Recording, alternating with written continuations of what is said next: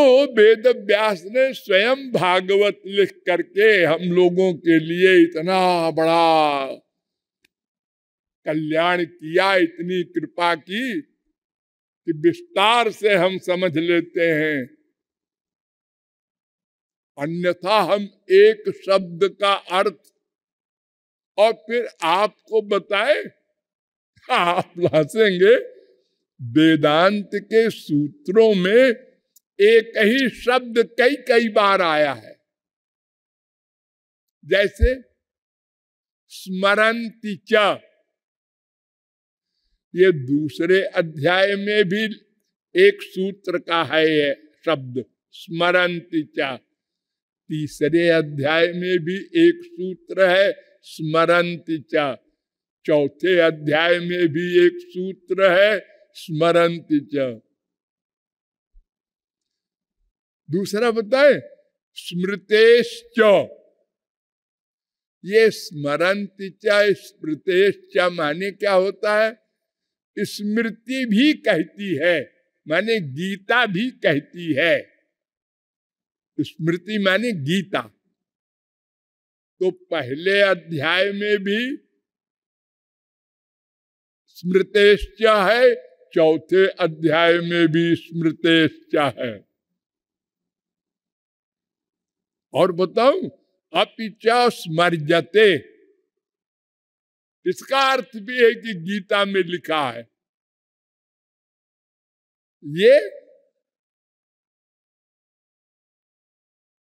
ये 4 बार आया है। पहले अध्याय में, दूसरे अध्याय में और तीसरे अध्याय में 2 बार आया। दर्शनाच्च 5 बार आया है। दर्शनाच्च माने क्या होता है? वेद कहता है। तीसरे अध्याय में 4 बार आया है और चौथे अध्याय में 1 बार आया है। दर्शनाच्च दर्शनाच्च, बस, लेकिन अर्थ सब अलग अलग है।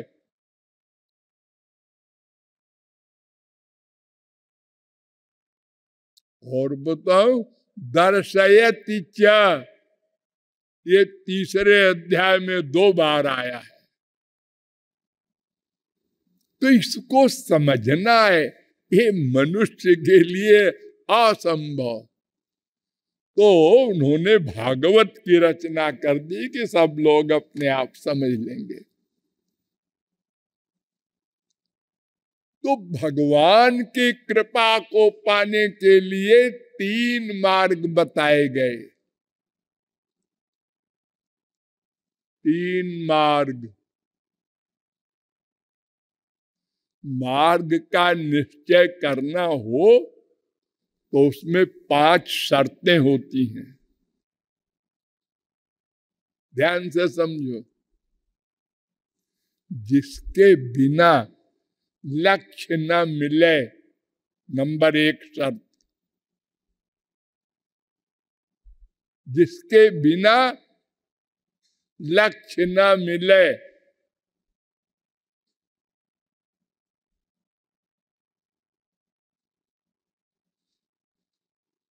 नंबर 2,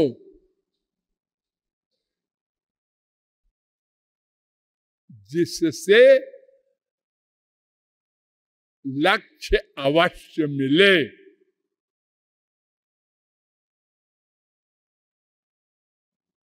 नंबर 3, वो मार्ग ऐसा हो जो सबके लिए हो।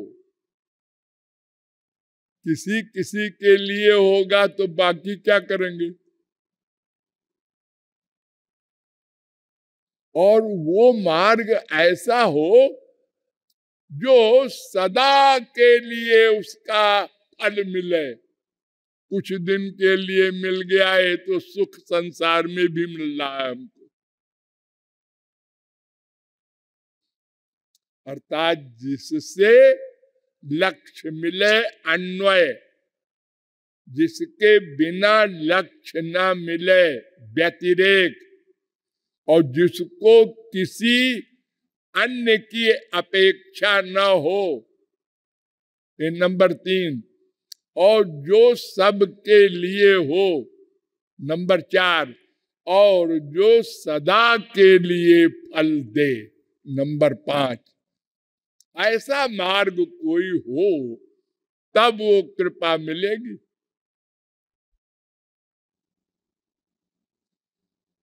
हाँ, तो मार्ग तो 3 होते हैं बस, चौथा मार्ग हो ही नहीं सकता।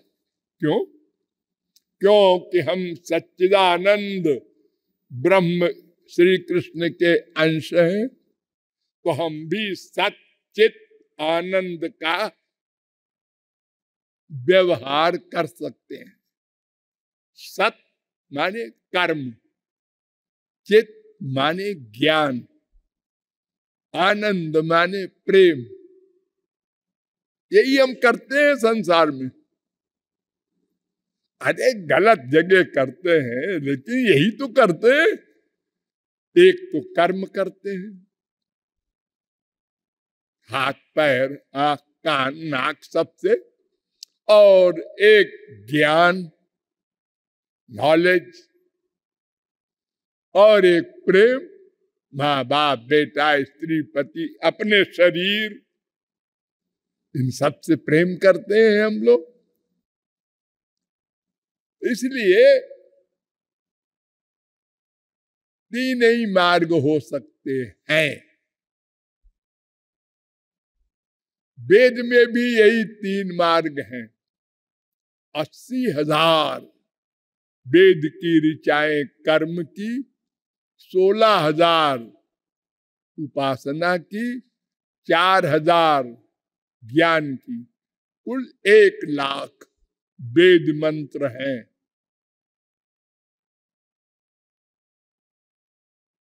इसलिए 3 ही मार्ग वेद व्यास ने भी बताए।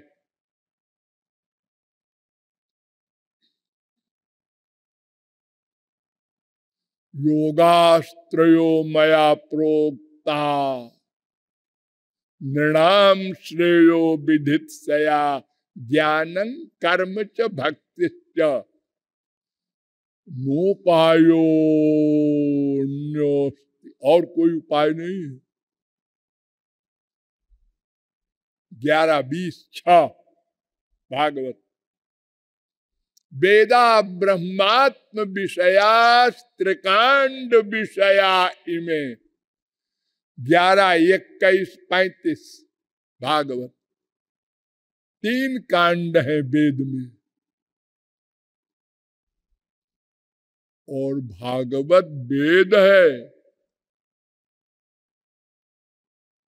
ये 5वां वेद कहलाता है। अस्य महतो भूतस्य निश्वसित में तद ऋग्वेदो यजुर्वेदः अथर्ववेदः सामवेदोर्थांगिरस इतिहास पुराणम।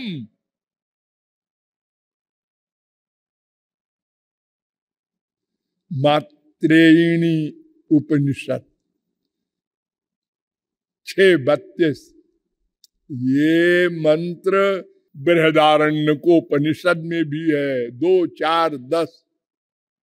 और छांदोग्योपनिषद भी कहता है इतिहास पुराणम पंचमम वेदानाम वेदम 7:1-2।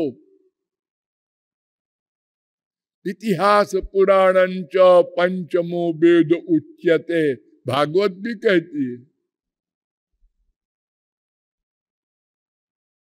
इदम भागवतन नाम पुराणम ब्रह्म संहितम। वेद के है स्वरूप में 5वां वेद। इसमें भी 3 मार्ग बताए गए, कर्म, ज्ञान, भक्ति। चौथा कोई मार्ग नहीं। मैंने बार बार आप लोगों को बताया है कि वेद ऐसा ग्रंथ है जिसे कोई पढ़कर नहीं समझ सकता। इसीलिए वेद में कहा गया तद विज्ञानार्थम सा गुरुमेवा विगच्छेत समित पाणी श्रोत्रियम ब्रह्मनिष्ठम मुंडकोपनिषद 1-2-12। वेद के अर्थ जानने के लिए सिद्ध महापुरुष जिसने भगवान को प्राप्त किया हो उसके पास जाओ, वो तुमको संक्षेप में बता देगा वेद में क्या लिखा है। तुम पढ़ोगे तो अनंत पारम गंभीरम दुर्विगाह्यम समुद्रवत 11-21-36 समुद्र के समान डूब जाओगे। क्यों? वेदस्य चेश्वरात्मत्वा तत्र मुह्यन्ति सूरयः 11-3-43। ये वेद भगवान का स्वरूप है। जैसे भगवान बुद्धि से परे है, ऐसे वेद भी बुद्धि से परे है। क्यों? परोक्षवादो वेदोयम 11-3-44। परोक्षवाद है ये वेद। परोक्षवाद माने क्या? शब्द कुछ, अर्थ कुछ। शब्द लिखा है जीव, अर्थ है ब्रह्म। शब्द लिखा है आत्मा, अर्थ है ब्रह्म। शब्द लिखा है आकाश, अर्थ है ब्रह्म। हम तो आकाश इसी को समझते हैं, ये जो पंच महाभूत वाला है।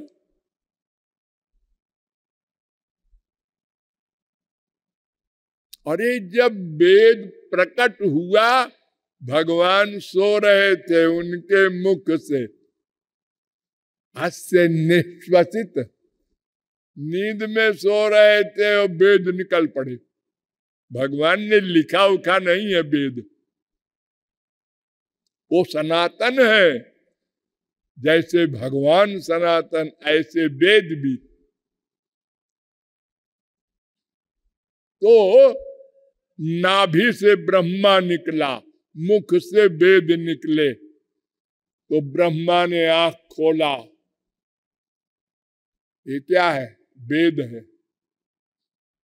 भगवान ने आकाशवाणी की कि मेरे कानून है, इसको अपने बनाए हुए संसार में रखना, जीवों के लिए, मेरे बच्चों के लिए।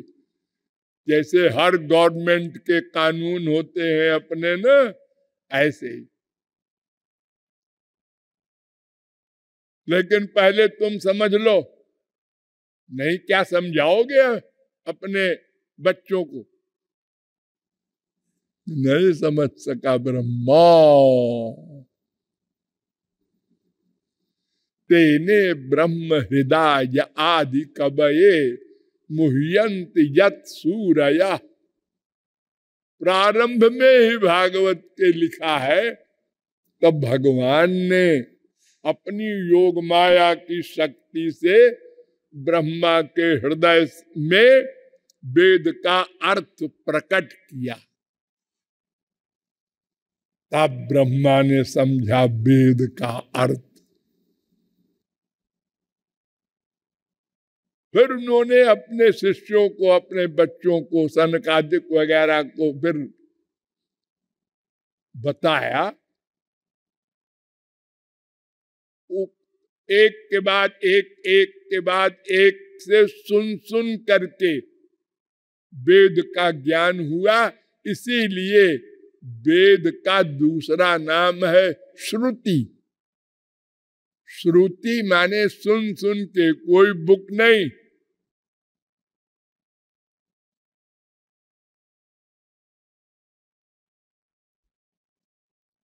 तो वेद के ज्ञान के लिए पढ़ना खतरनाक। इतनी विरोधी बातें लिखी है। कि आप कंफ्यूज हो जाएंगे, बजाय ज्ञान होने के और चक्कर में पड़ जाएंगे।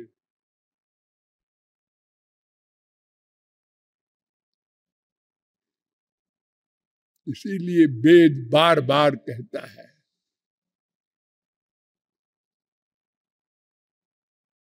जाओ तत्वज्ञ के पास जाओ, महापुरुष के पास जाओ और उनसे वेद का ज्ञान प्राप्त करो।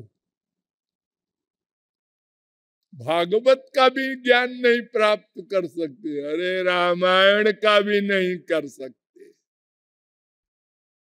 गीता का भी नहीं कर सकते। सारी दुनिया में गीता का हर भाषा में अनुवाद है, लेकिन गीता को पढ़कर अर्जुन बना कोई? कितने लोग बने? जिसको देखो टीका लिख रहा है गीता पे। अरे पहले समझो तो कि टीका ही लिखने लग गए। बड़े बड़े घोर संसारी पॉलिटिशियन टीका लिख रहे हैं, किसी पंडित से लिखवा के अपने नाम छपवा रहे हैं। अरे इससे नहीं ज्ञान होता है, ये थियरी का ज्ञान नहीं काम देगा, ये तो प्रैक्टिकल है गीता। इसीलिए गीता सुनाने के लिए भी शर्त है, इदंते ना तपस्काय ना भक्ताय कदाचन। अर्जुन, जो भक्त न हो मेरा, जो तपस्वी न हो, जो पूर्ण श्रद्धालु न हो, उसे गीता न सुनाना, वरना वो कहेगा क्यों जी तुम्हारे भगवान तो अपनी बड़ी तारीफ करते हैं, मैं भगवान हूं, मुझसे संसार बना है, मैं सब कुछ करता हूं, मैं। अरे ऐसा नहीं कहना चाहिए उनको। बड़े लोग तो कहते हैं मैं कुछ टूटे फूटे शब्दों में आपके सामने विनम्र निवेदन कर रहा हूं। ये तुम्हारे भगवान कई कई अध्याय में मैं सब कुछ हूं, मुझसे आगे कुछ नहीं है, यूं बोलेगा।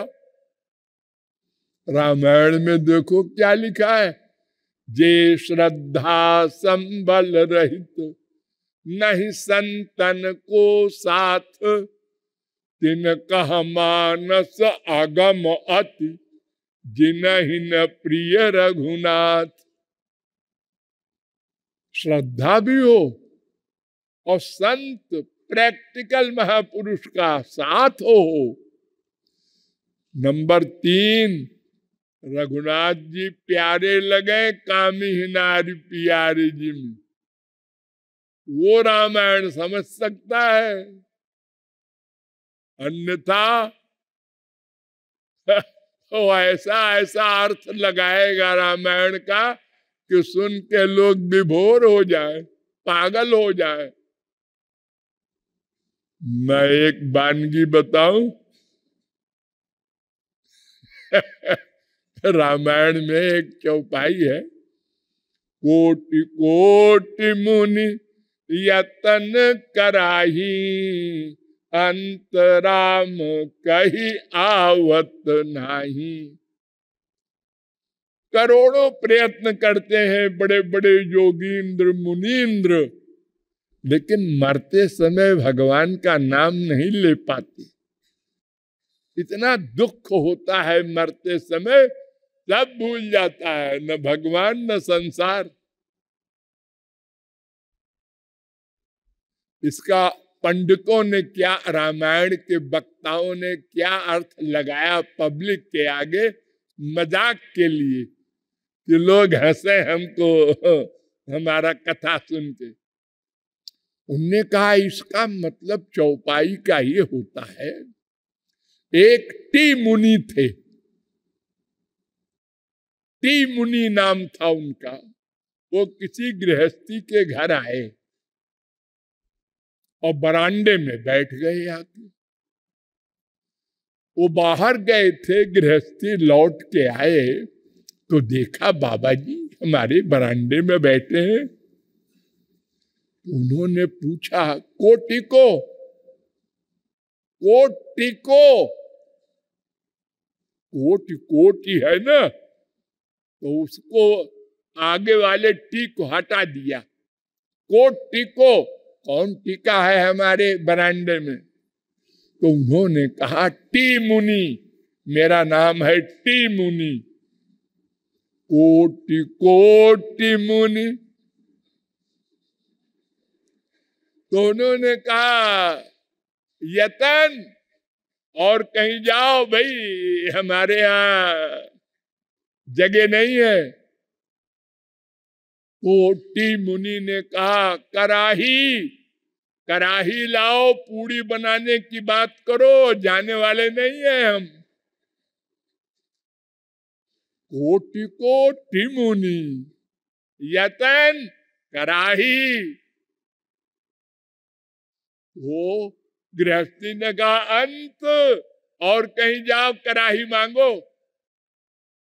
तो वो कहता है टी मुनि राम कहो मैं जाने वाला नहीं हूं।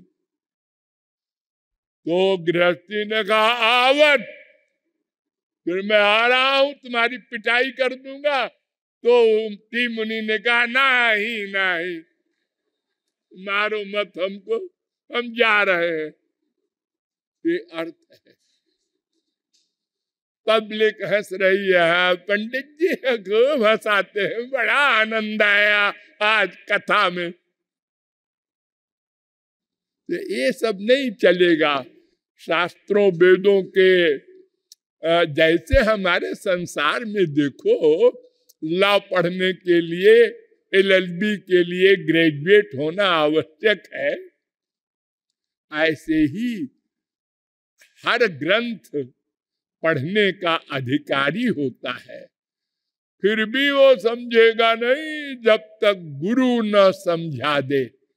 इतने लंबे और इतने विरोधाभास से युक्त है सब ग्रंथ। ये भी लिखा है, ये भी लिखा है, क्या सही है? कौन समझाएगा? पंडित तो क्या समझाएंगे बेचारे, वो तो रोजी रोटी के लिए कथा कहते हैं।